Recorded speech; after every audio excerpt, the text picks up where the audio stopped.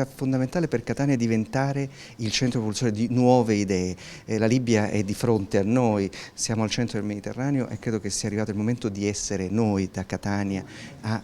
costruire ponti per aiutare i migranti ovviamente, ma anche aiutare una risoluzione di alcune problematiche come quella della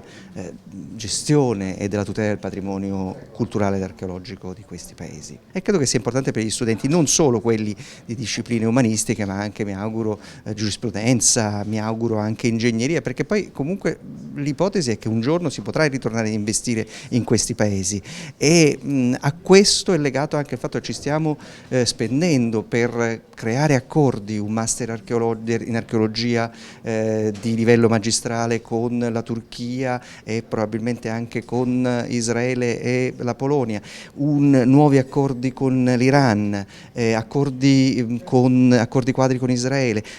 L'obiettivo di Catania secondo me è diventare sempre più centrata sul Mediterraneo.